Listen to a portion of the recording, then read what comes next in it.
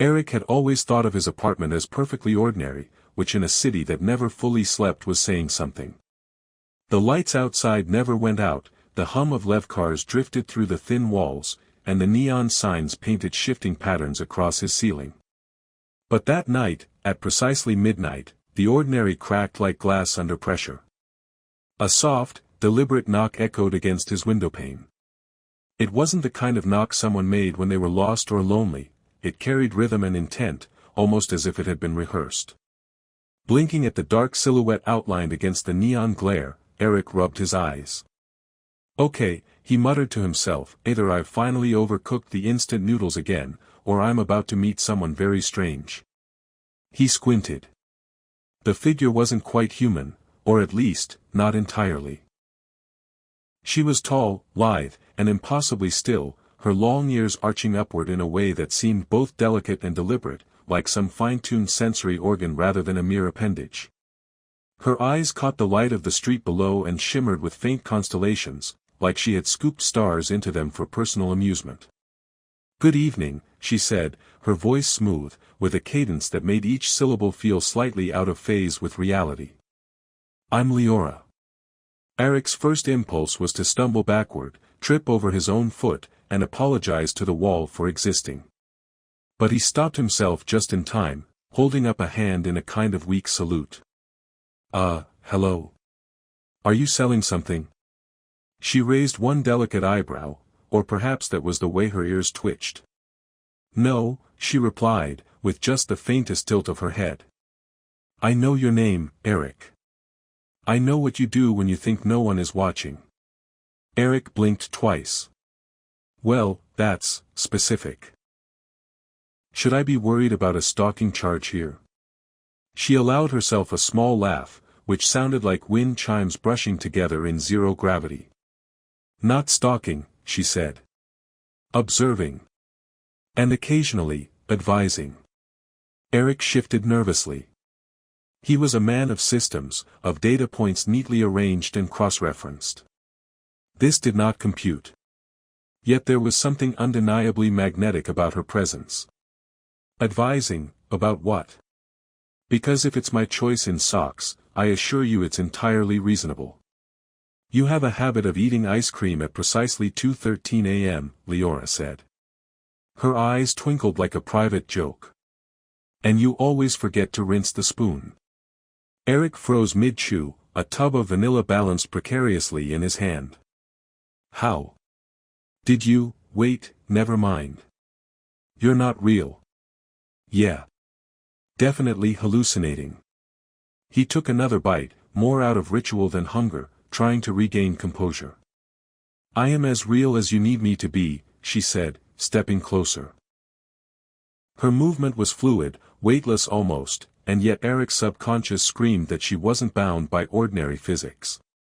The faint glow of her skin reflected the neon outside in soft, impossible gradients, and he noticed tiny pulses along her long ears, as if she was attuned to the world in ways he couldn't comprehend. I feel like I'm in some sort of weird VR test, Eric muttered. Like, maybe my apartment is actually a simulation, and the programmers are trying to mess with my sleep schedule.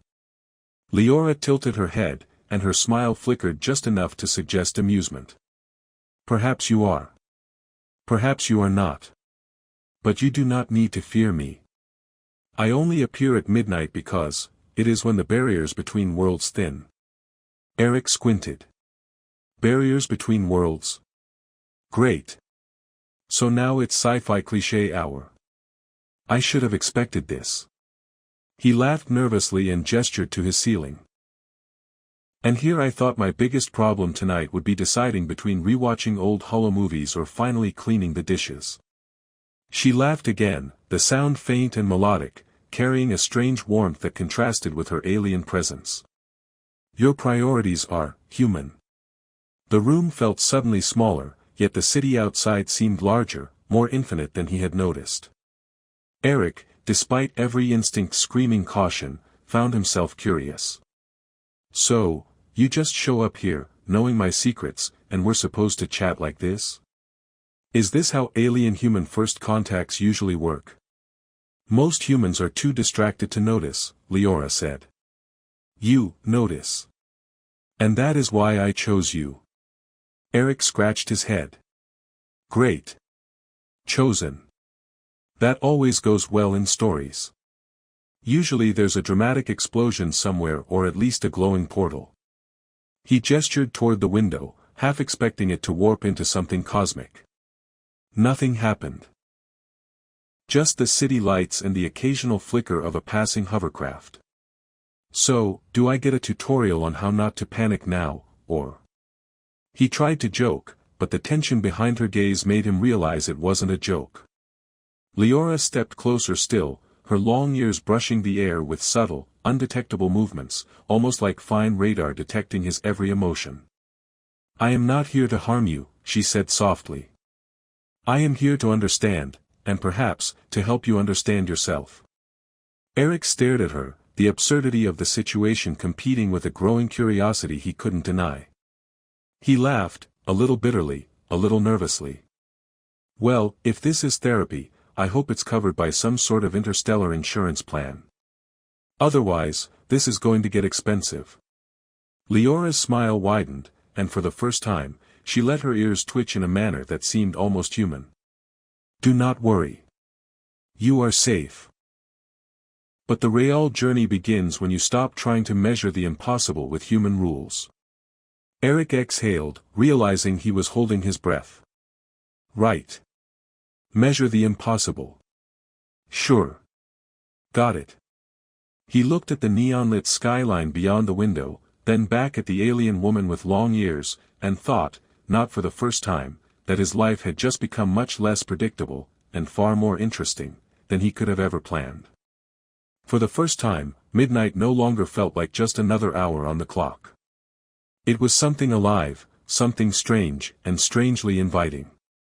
Eric had spent the day convincing himself that the previous night had been some kind of vivid hallucination induced by overworked neurons and too many energy drinks. But when the clock struck midnight again, he found himself instinctively awake, eyes fixed on the window, as if expecting the impossible to arrive like clockwork. And of course, it did. Leora was there, leaning slightly against the sill with the same calm precision, her long ears curving upward like the antennas of some exotic spacecraft. Back so soon? Eric whispered, trying to sound casual as he tugged his blanket tighter around his shoulders. I was hoping maybe you'd take a night off. I'm not that interesting, you know. Leora's eyes glimmered with quiet amusement. You underestimate the depth of what can be interesting, Eric. Her voice was soft but precise, each word weighted as if carrying a gravitas humans rarely noticed. And besides, humans often mistake predictability for simplicity. Eric rubbed his temple. Great. Predictable, simple, now I'm fascinating and complicated. Just what I needed for a Tuesday night. He tried to grin, but the expression faltered when he realized she wasn't joking. Her long ears twitched slightly, a subtle movement that suggested curiosity or perhaps calculation, he could never tell which. I know what you did last week, she said suddenly, matter-of-factly, as if stating the weather. Eric choked on his own disbelief. Excuse me? You left your holojournal open while eating dinner. I read your notes on unimportant thoughts. She tilted her head, the light catching her eyes like 1,000 pinpoints of distant galaxies. Thoughts you did not intend to share. Eric groaned, falling onto the sofa with a mock sigh. Of course. And here I was thinking my private musings about the inefficiency of recycled air in the metro system were secure. Apparently, that's now galactic news. Leora allowed herself a small laugh, low and melodic, that made the apartment feel both smaller and infinitely larger at the same time. It is not news, merely observation. Your habits are telling. Habits, Eric repeated, trying to make it sound like a joke, though his stomach twisted in equal parts fear and fascination. So, what exactly are you gathering? My top 10 favorite noodle flavors. The pattern of my sock drawer. He waved vaguely toward the clutter of his apartment. I promise it's mostly chaotic. I am gathering what you hide from yourself, she said gently, stepping closer. Her weightless grace made him want to reach out to touch her hair, but he stopped himself. Somehow, it would have felt too invasive, too human. Every thought you do not say aloud, every fleeting desire, it paints a map. And you are remarkably honest, even when you think you are hiding. Eric sat back, exhaling in resignation. Well, that's a cheerful thought. Honest to myself and exposed to, whatever you are. He gestured vaguely at her ears. Seriously, though, are these, functional? Radar? Some kind of alien mood detector? Or just stylish extensions? Leora's ears twitched at the comment, and for a brief moment, the light from outside caught them and made them glimmer like iridescent sails. They are sensitive, she admitted. And perhaps slightly stylish. But mostly, they respond to subtleties. Emotions, intent, subtle vibrations. Humans underestimate the things they cannot see. Eric nodded slowly, trying to absorb the information while thinking that the room had suddenly become a laboratory rather than an apartment. He could imagine the tabloids now: man befriended by alien woman with antennae ears, claims she knows his ice cream habits. He laughed nervously at the image. So, what is the goal here, then? Are you training me? Testing me? Or is this, some sort of interstellar practical joke? I observe, she said simply, and then, softer, you will understand when it matters.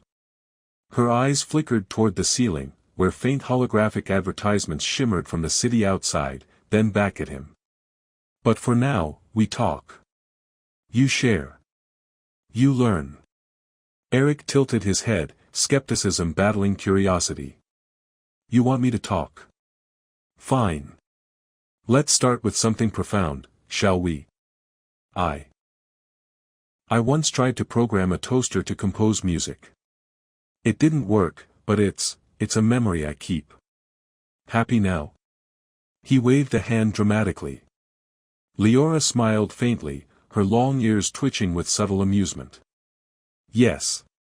That is exactly the kind of humanity I wish to see. You know, Eric said, leaning back into the sofa with a mock-serious expression, if anyone else heard me talking about toasters composing symphonies, they'd probably lock me in a mental recirculation chamber. Or worse, make me write an essay about it. He laughed, the tension easing slightly. But you just nod and stare like it makes perfect sense. How polite. She stepped closer still, her presence almost overwhelming yet strangely comforting. I do not judge in human ways. Judging is inefficient. Observing is more informative. Her ears twitched again, subtly reflecting the cadence of her words, like an unreadable instrument tuned to something far beyond human perception. Eric watched her, a mixture of awe and incredulity nodding his thoughts. Okay. I think I need a manual for this relationship. Observation without judgment, nightly visits, cosmic ears. Do we have a handbook, or is this trial and error? Leora's lips curved in a near smile, the glow from the city highlighting the gentle contours of her face. Trial and error has a certain charm. For the rest of the night, they talked. Leora probed gently into the corners of Eric's life he had long ignored, forgotten dreams, irrational fears, small habits he thought inconsequential. He responded with humor, deflection, and the occasional exaggerated gesture, trying to keep the tone light. Yet even amid the jokes, he began to feel a subtle shift in himself, a curiosity not just about her, but about the truths she revealed in passing. By the time the first hint of dawn brushed the skyline, Eric realized something strange: he was both terrified and strangely exhilarated. His apartment had become a nexus of revelation, humor, and cosmic intrigue. And when he looked at her long ears, now faintly glinting in the pre-dawn light, he understood that nothing in his life would ever feel quite ordinary again. He yawned, rubbing his eyes. Well, that was enlightening. Midnight visits, cosmic insights, and now I have to go to work in 4 hours. You ever heard of mercy, Leora? She laughed softly, the sound like distant starlight sparkling through an unseen nebula. Humans are persistent in their complaints, she said. And that, Eric, is why I find you interesting. Eric had tried to convince himself all day that the previous nights had been an elaborate dream, a glitch in his over-caffeinated brain. But as the clock in his apartment chimed midnight, he found himself awake again, eyes fixed on the window. Leora was already there, her tall, lithe figure outlined by the pale glow of the city, long ears curving gracefully upward as though catching vibrations from some hidden frequency. She smiled faintly, the corners of her eyes twinkling like distant stars. Back so soon? Eric asked, sitting on the edge of the sofa, pretending casualness he didn't feel. I was thinking maybe you take a night off. I could use the sleep, or at least more ice cream. I take no days off, Leora said lightly, her voice a blend of serenity and subtle amusement. And ice cream can be enlightening, if consumed at precise intervals. Eric raised an eyebrow, holding up the nearly empty tub. Enlightening, huh? So the universe speaks to me through vanilla? I should probably be honored. He licked the spoon with mock solemnity. You have many habits, Leora said, stepping closer, her weightless grace unnerving in its subtle precision. Her long ears twitched as if tracking his pulse and thoughts simultaneously. And they reveal more than you know. Eric groaned, sinking back into the sofa. Oh no. Not my habits. They're trivial. Harmless.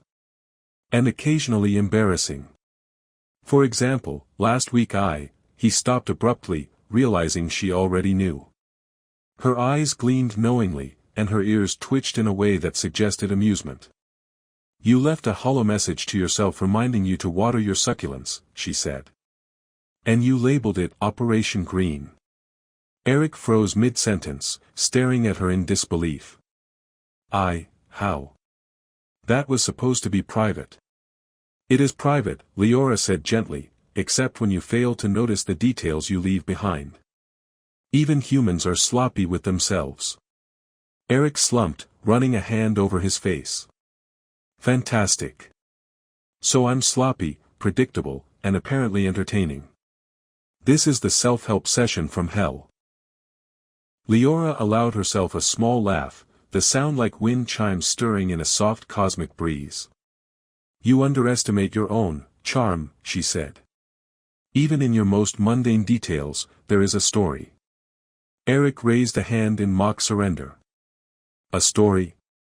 Really? I think my story involves a lot of leftover noodles and arguments with my toaster. Thrilling stuff. Her smile widened slightly, and for a moment, the alien quality of her presence softened into something almost human. Even trivialities are meaningful if observed with care, she said. I see patterns in you that you yourself cannot. Eric leaned back, shaking his head in disbelief, then chuckled. Patterns, huh? Great. I'm like some cosmic jigsaw puzzle now. Should I be worried that you're cataloging me for interstellar research? Perhaps, she said lightly. Or perhaps for understanding. There is a difference. He swallowed, uncertain whether to laugh or panic. Right. Understanding. Because that's always what's best when a strange alien woman with ears like satellite dishes appears at midnight, knows all your secrets, and casually comments on your sock-folding technique. Her long ears twitched, catching the humor, and she inclined her head slightly. You have humor. That is useful. Eric smirked despite himself. Useful, huh? For what? Alien diplomacy? Galactic negotiations? Or just surviving midnight visits without losing my mind? Perhaps all of the above, she said, eyes twinkling. Humor is a form of navigation. Especially for humans. It reveals truths without confrontation. He shook his head slowly, marveling at her calm assurance. You know, for someone who shows up at midnight, floats around my apartment like a feather in zero gravity, and knows my deepest quirks, you're oddly patient. And you are oddly cooperative, Leora said. Even while resisting. She stepped closer, so light it was as though the floor barely registered her weight. You speak, you joke, and yet you reveal yourself more than you intend. That is, telling. Eric groaned, dropping his head back against the sofa cushions. Wonderful. So my attempts at deflection are only making things worse. Classic human fail.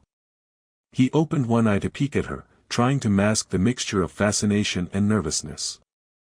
Tell me, Leora, do you do this with everyone? Just show up, read all their secrets, and float around their apartments with a faint cosmic glow? I do not interact with every human, she said softly, her long ears flicking toward him as if analyzing his response. Only those who notice. Those who see what others ignore. And you, notice. Eric blinked slowly, realizing that beneath the absurdity and humor, there was a seriousness he could not ignore. Notice, huh? So I'm special. Or just particularly entertaining to a cosmic entity who has zero concept of human privacy. He laughed nervously. I think my mother would be proud. You are not merely entertaining, she said, her voice softening. You are, revealing. And that makes this meaningful. Eric groaned again, running both hands through his hair. Revealing. Great. I've gone from mundane data analyst to cosmic subject without warning. And here I thought the highlight of my life would be discovering a new holoseries on Wednesday nights. You will see more than holoseries, she said, stepping even closer, her long ears brushing faintly against the air as if catching unseen currents. There is more to your world, and others.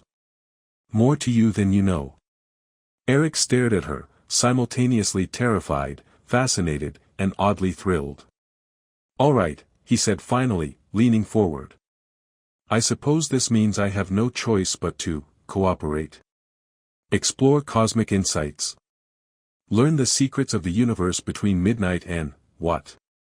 2 a.m. Her smile flickered just slightly, but it was genuine. The universe does not wait for schedules, Eric.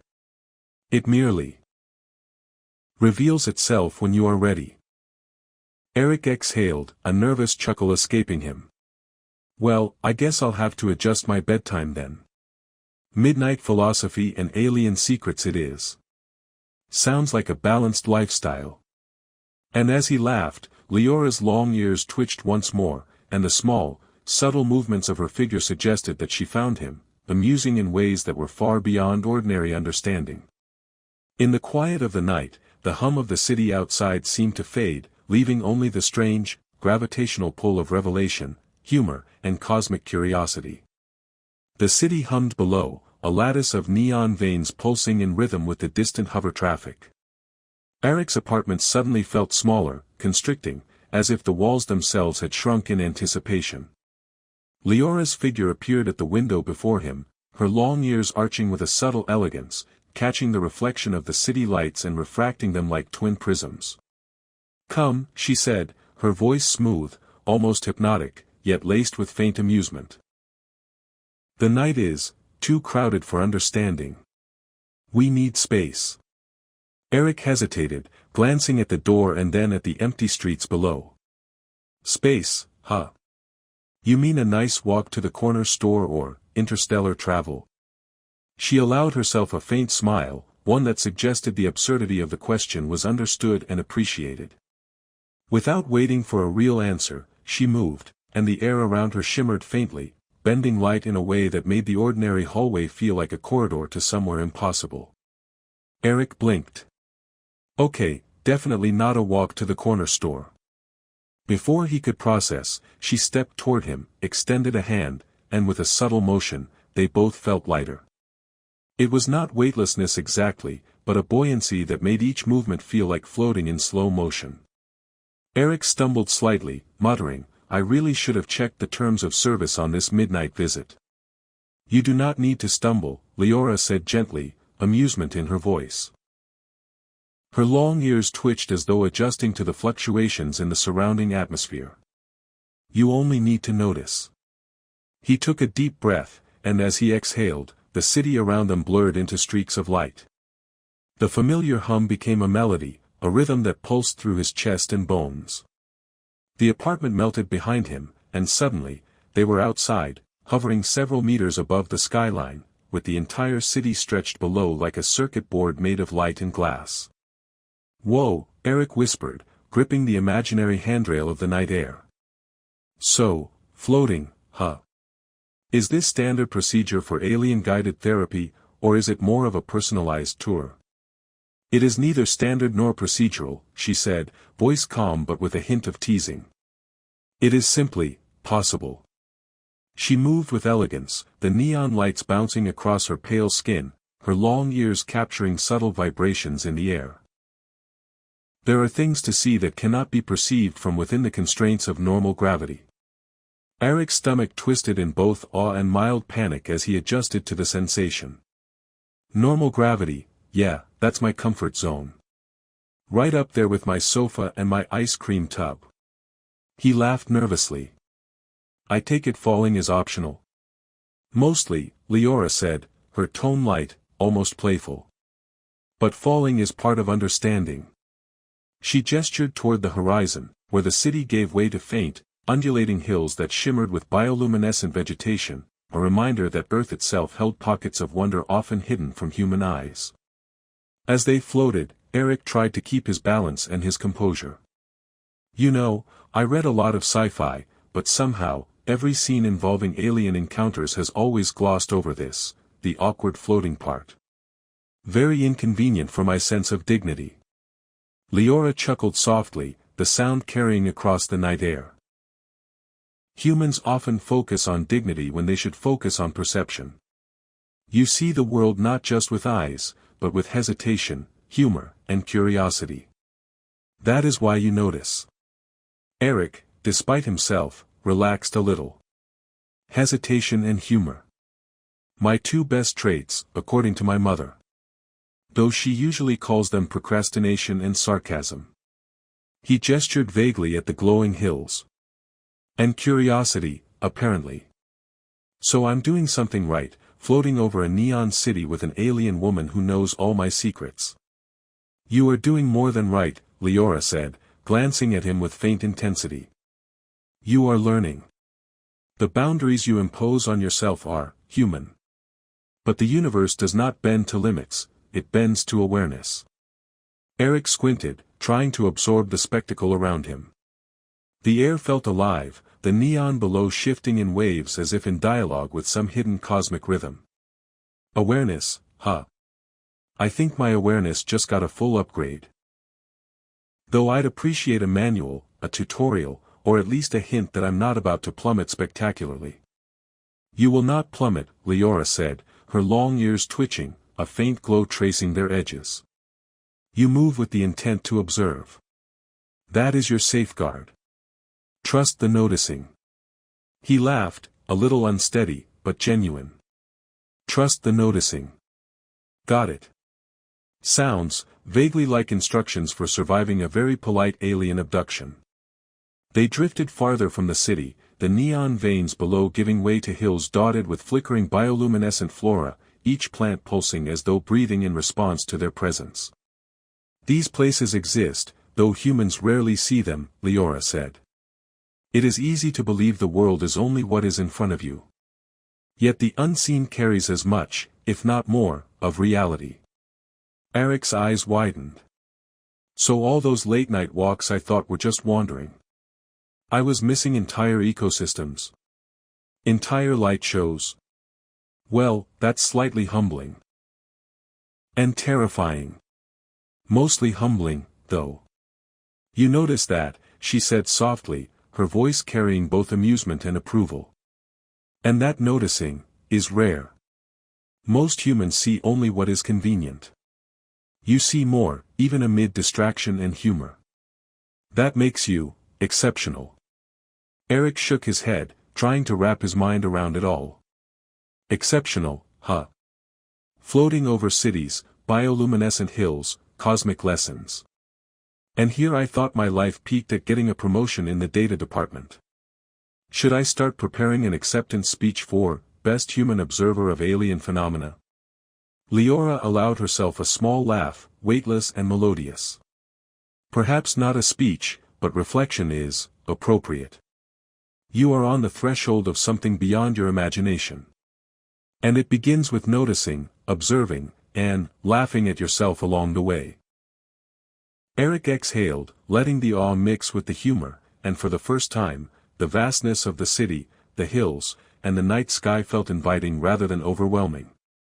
Hovering beside the alien woman with the long ears, he realized that the universe was not just immense, it was absurd, beautiful, and quietly, insistently humorous. And somehow, he had become a participant, not merely a spectator. Eric sat on the edge of his sofa, blinking at the ceiling as if expecting it to melt away and reveal a secret dimension. Midnight came with the same punctuality as always, and with it, Leora appeared, her long ears catching faint pulses of the city beneath them. She didn't knock this time, she simply hovered in the air, light as if gravity had politely stepped aside for her. "You're early," he said, rubbing his temples. "Are you tracking me now? Because if this is part of your alien performance review, I feel like I need a better score than last night." "I am not early," she said, voice calm and melodic. "You are merely on time for noticing." Her ears twitched faintly, adjusting to the subtleties in the air, as though reading hidden currents that Eric couldn't perceive. Eric groaned, leaning back. "Right. On time for noticing. I should have worn my best pajamas, then. Or maybe my superhero cape. That would really impress an alien." Her laugh was soft, almost musical, making the room feel simultaneously vast and intimate. "You have humor. That is valuable. Even when fear rises, humor anchors observation." He raised an eyebrow. "Fear, humor, observation. Great. My emotional triad for interstellar survival. Got it." He paused, then gestured vaguely at her floating presence. "So what's the plan tonight? Cosmic tours? Another floating adventure over glowing hills? Or do we sit quietly while you read my most embarrassing thoughts aloud?" "Tonight," she said softly, "we explore the maps you have hidden from yourself. Memories, small confessions, thoughts you consider irrelevant." Eric blinked.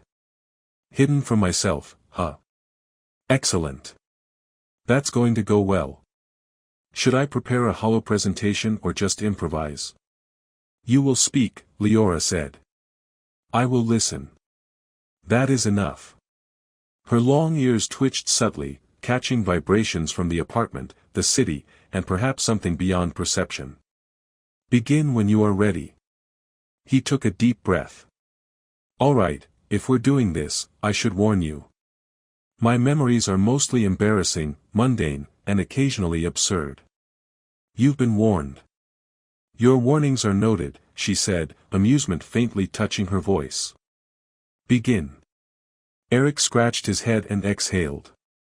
"Okay, when I was a kid, I built a small contraption to catch fireflies. I called it the illumination accumulator.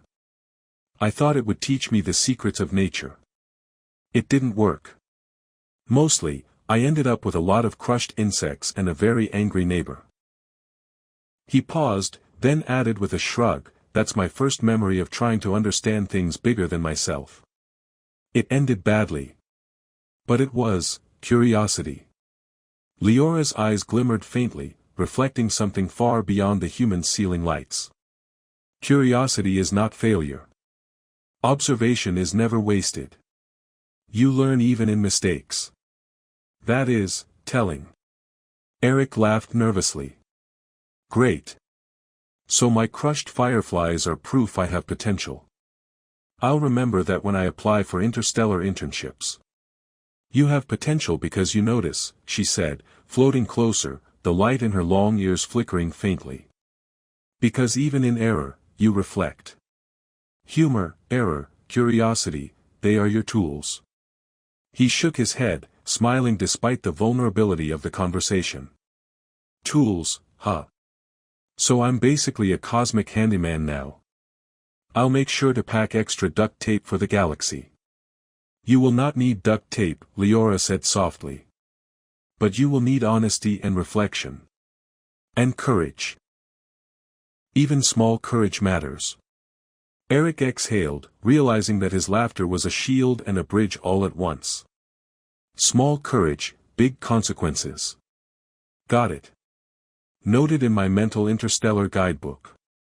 By the way, do aliens give out stars for courage? Or just, subtle life lessons? Subtle life lessons, she said with a faint smile. They last longer. He chuckled, though a lump of unease and fascination lingered in his stomach. Right. Lessons. Floating cities, cosmic humor, subtle life lessons. And here I thought adulthood meant bills and mildly disappointing meetings. Adulthood is, often predictable, she said softly. But noticing beyond predictability, that is growth. That is vitality. Eric leaned back, running a hand through his hair. Vitality, reflection, humor, courage. I feel like I need a flowchart to keep up. He laughed, then paused, realizing the absurdity. You know, most of this would be terrifying.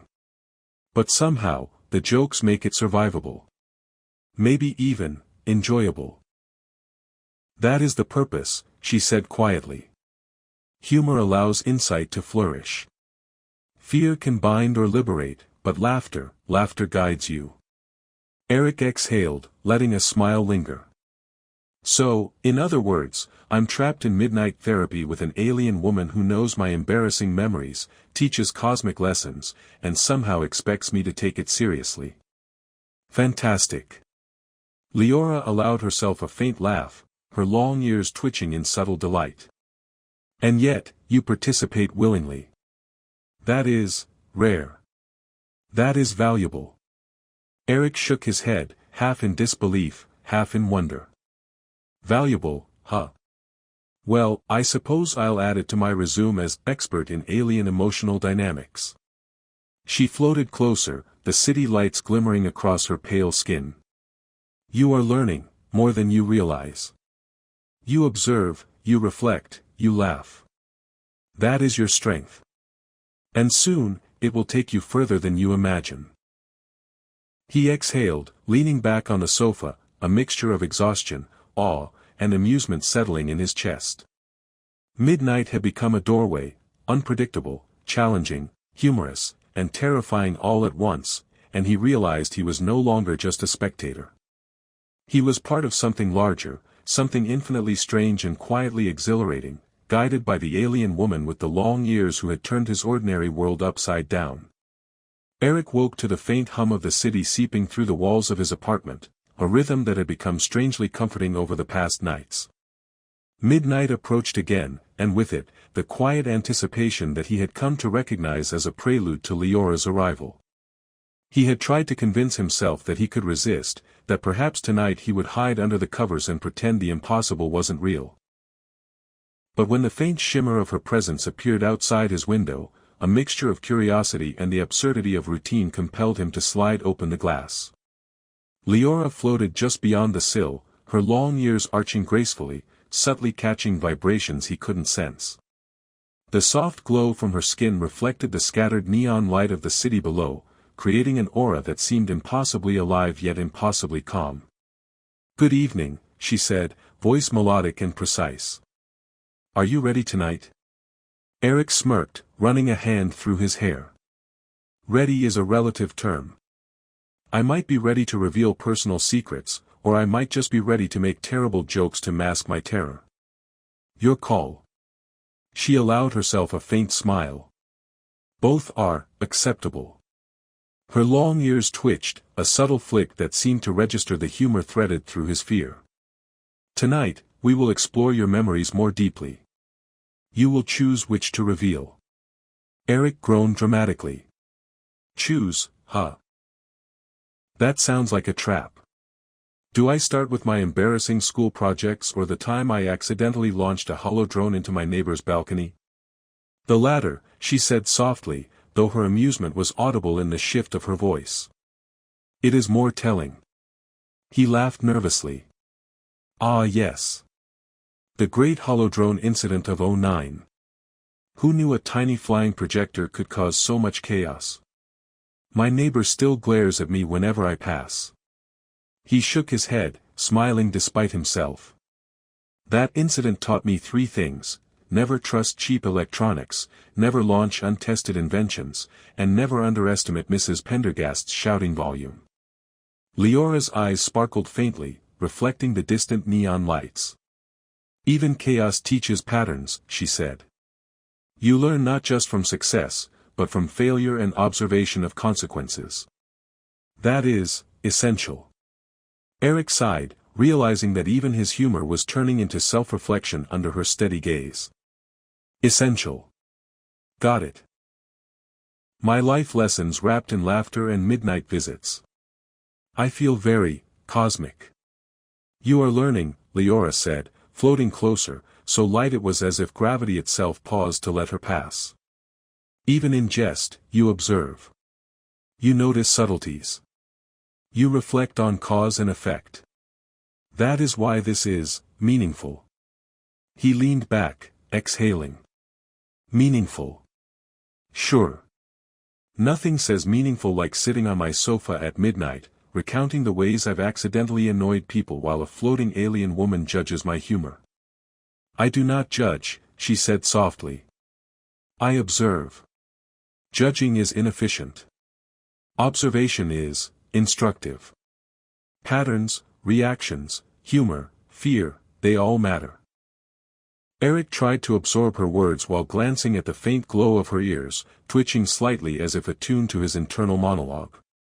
Patterns, reactions, humor, fear, okay, got it. That's my survival kit for alien encounters. Should I pack snacks too? Snacks are optional, she said, amusement hiding behind her calm tone. What matters is your honesty. Share what is significant to you, even if it seems trivial. Eric laughed nervously. Significant, even if trivial. Right. So, I suppose I should mention my recurring dream about floating libraries. Every night I dream of shelves stretching into the sky, filled with books that contain secrets of entire civilizations. And in the dream, I am both terrified and thrilled, usually trying not to trip on my own curiosity. Leora's eyes softened, the faint light in them flickering with an intensity that seemed almost sentient. That dream is a map. Of your desire to understand, of your fear of the unknown, and of your courage to explore it. Even in sleep, you navigate complexities. Eric exhaled, feeling the weight of his own vulnerability balanced with humor. Great. So my subconscious is hosting a cosmic seminar while I sleep. I should probably bring snacks next time too. You have humor, she said softly, a subtle glow tracing the edges of her long ears. And humor allows insight to flourish. It protects you while revealing truths. Even the absurdities are important. He shook his head slowly, smiling despite himself. Absurdities. Right. Midnight visits, floating city tours, alien therapists, and now a cosmic seminar in my dreams. I think my resume has officially been upgraded to most unusual human alive. Perhaps, she said lightly, floating closer. Or perhaps it is not unusual, merely attentive. You see what most overlook, and that noticing is rare. Eric exhaled, leaning back and letting the surreal weight of her presence settle around him. Attentive, huh? I like that better than unusual. It makes me feel like a cosmic intern rather than a freak. And in that attentiveness, she said, you discover not just yourself, but the world around you. You notice patterns, errors, laughter, and fear. And that is the beginning of understanding. Eric laughed softly, a mixture of relief and wonder. Beginning of understanding. Fantastic. I'll add that to my list of midnight realizations. Between laughs, drone disasters, and floating libraries, I think I'm ready for whatever comes next. Leora's faint smile widened, and her long ears twitched in subtle delight. And that is enough for tonight. You have shared, reflected, and noticed. That is, progress. He nodded, still smiling. Progress. I think I can live with that. For tonight, at least. As the city hummed below, Eric realized that his ordinary apartment had become a nexus of discovery, humor, and alien insight, and he was no longer simply a human observing the world. He was part of something far larger, guided by the strange, luminous woman who had made his fears, humor, and curiosity all matter in ways he had never imagined. The city hummed softly below, neon veins pulsing in quiet rhythm as midnight approached once more. Eric sat on his sofa, staring at the window, a strange mixture of anticipation, fatigue, and something resembling serenity tugging at his chest. He had come to expect Leora's arrival like clockwork, yet the weight of tonight felt different, heavier yet somehow lighter at the same time. She appeared silently, floating with her usual grace, the pale glow of her skin blending with the scattered reflections of city lights. Her long ears twitched gently, attuned to the subtle rhythms of the air and, he suspected, to his heartbeat. "Good evening, Eric," she said softly, her voice carrying that same melodic calm he had grown strangely accustomed to. "Are you ready?" "I think so," he said, though he wasn't entirely sure what readiness looked like for a night like this. "I've survived floating cities, bioluminescent hills, interdimensional life lessons, and cosmic seminars in my dreams. I'm as ready as I'll ever be. I think. You have endured, and you have noticed," Leora said, drifting closer. "And now, you will see the whole picture. Not just the fragments." Eric swallowed nervously. Whole picture. Great. Should I prepare my acceptance speech for Best Human Learner in Alien Studies, or just wing it? "Wing it," she said lightly, amusement dancing faintly in her eyes. "You have learned that preparation is only one form of awareness. Observation, humor, and openness, they matter more." He exhaled, realizing she was right. Preparation had its place, but nothing could have primed him for what came next. With a subtle motion, she extended her hand, and the air around them shimmered, folding the city into itself like a living origami. The familiar streets, the distant hum of hover cars, the scattered neon, all of it warped, blurred, and then reformed into something both alien and intimate. "Where are we?" he asked, gripping an imaginary railing as the sensation of lightness returned, though it was smoother, less chaotic than before. "Somewhere between memory and possibility," she said. "Between what is known and what can be imagined. This is the culmination, the moment where observation becomes understanding." Eric's stomach twisted in awe and mild panic. Awe.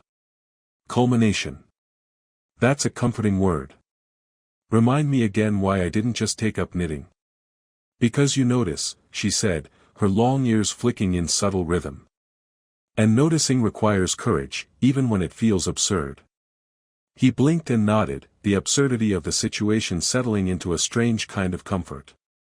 Right. Courage. And humor. And floating through impossible light-bending apartments. Got it. Leora guided him gently, showing him visions of his own life not as a series of mundane events but as a web of interconnected patterns. Small acts of kindness, the laughter he had shared with friends, his failures and embarrassments, they shimmered like constellations in a sky made of memory. "You see," she said softly, "all your choices, large and small, matter. Even the ones you think are meaningless. You influence more than you realize. Your curiosity, humor, and reflection, they ripple outward, touching worlds unseen." Eric's throat tightened. "So, the messy, clumsy, sometimes ridiculous me, actually matters?"